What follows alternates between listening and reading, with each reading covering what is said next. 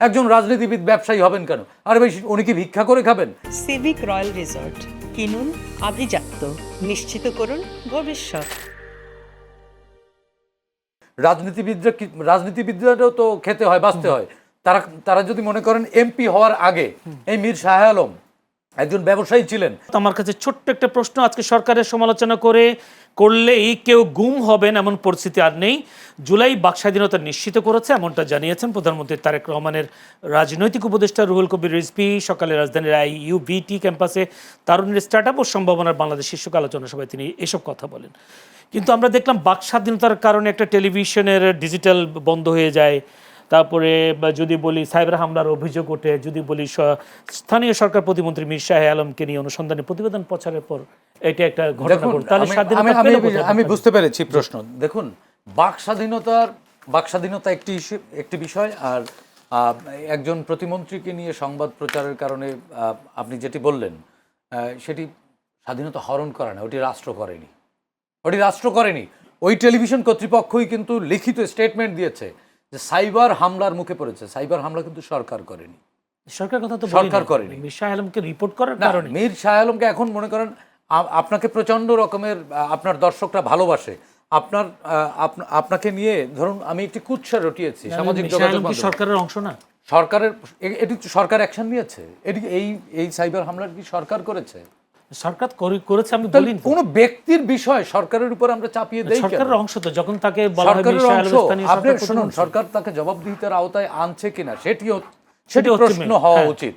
অবশ্যই আমি বিশ্বাস করি মীর শাহ আলমের বিষয়ে যেই সব সংবাদ এসেছে সেগুলো সরকার অবশ্যই তদন্ত করছে। আর একটি জিনিস কি, আমাদের দেশের একটি মানে রাজনীতিকদের সমালোচনা করবার একটি কমন জায়গা হচ্ছে একজন রাজনীতিবিদ ব্যবসায়ী হবেন কেন? আরে ভাই, উনি কি ভিক্ষা করে খাবেন? রাজনীতিবিদরাও তো খেতে হয়, বাঁচতে হয়। তারা যদি মনে করেন এমপি হওয়ার আগে এই মীর শাহ আলম একজন ব্যবসায়ী ছিলেন, তার ব্যবসায়িক জিনিসগুলো ট্রান্সফার করে দিতে কিছুটা সময় লাগতেও পারে, বা এটি বাংলাদেশের আইনি প্রক্রিয়াগুলো তো এত সহজ এখনো হয়নি যে এক ক্লিকে সব চেঞ্জ হয়ে যাবে। হ্যাঁ, তিনি কিন্তু অনেকগুলো জিনিস পরিবর্তন করে দিয়েছেন, হয়তো কিছু কিছু জায়গা এখনো থেকে যেতে পারে, আমি ওনার পক্ষে সাবাই যাচ্ছি না। কিন্তু একটা জিনিস কি, 5 মাসের একটি সরকারকে দুর্নীতিবাজ প্রমাণ করার জন্য ওই যে গণমাধ্যমটির কথা বলেছেন, ওই গণমাধ্যমের যে প্রতিবেদক এই প্রতিবেদনটি করেছে, তিনিও কিন্তু বেগম খালেদা জিয়ার চ্যারিটেবল ট্রাস্টের টাকা আত্মসাৎ করেছেন, পিটিসি দিয়েছেন, পিটিসি দেয়া রিপোর্টার বেগম জিয়াকে, তিনিই কিন্তু ওই রিপোর্টারই, আমি দায়িত্ব নিয়ে বলছি, ওই রিপোর্টারই কিন্তু তিনি রিপোর্ট করেছিলেন বেগম খালেদা জিয়াকে নিয়ে। এখন আমি বলছি না যে ফ্যাসিস্টের দোসররা ভর করে আছে ওই গণমাধ্যমটিতে, কিন্তু এখনো ফ্যাসিবাদী হ্যাজিমনি মুক্ত কিন্তু বাংলাদেশের গণমাধ্যম হয়নি। এবং জুলাই গণ অভ্যুত্থানের সবচেয়ে বড় পরাজয় কোনটি জানেন? জুলাই গণ অভ্যুত্থান পরবর্তী সময়ে আবারও আলাউদ্দিন মোহাম্মদরা একটু কষ্ট পাবে।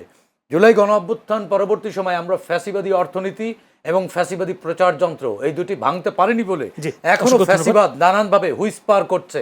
এবং আমরা যদি ফাইনালি এই যে আলাউদ্দিন মোহাম্মদের সর্বশেষ কথাটি দিয়ে আমি শেষ করতে চাই একেবারে 30 সেকেন্ডে, সেটি হচ্ছে দেখুন, 1971 সালে বাংলাদেশ স্বাধীন হওয়ার পর আমাদের সবচেয়ে বড় ব্যর্থতা ছিল আমরা একটি জাতি গঠন করতে পারিনি, এবং শুধুমাত্র হায়নারা চলে গেছে, আমরা রাষ্ট্র ঠিকভাবে গঠন করতে পারিনি।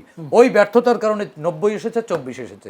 সুতরাং 24 পরবর্তী এই যে সময়টা, এই সময়টায় কাউকে ফেলে দেয়া, সরকারকে ব্যর্থ করা, এই মানসিকতা থেকে বেরিয়ে এসে আসুন আমরা জাতি এবং রাষ্ট্র গঠন করি। দেখুন, তারপরে এই জাতি এবং রাষ্ট্র তাদের পরিচালনার জন্য সরকার নির্দিষ্ট টেনিউর পরবর্তী সময়ে তাদের শাসন ব্যবস্থা ঠিক রাখবার জন্য সরকার গঠন করে। ধন্যবাদ সাইদ খান। সবার আগে দরকার বলবেন কিনা যে আসলে উনি যে আহ্বান জানিয়েছেন যে সবাইকে মিলেমিশে সামনের দিকে এগিয়ে যাওয়া যায় প্রচেষ্টা, সেটাতে আপনারা সাড়া দেবেন কেন? যদি ছোট্ট করে একদম 30 সেকেন্ডের মধ্যে যদি বলেন।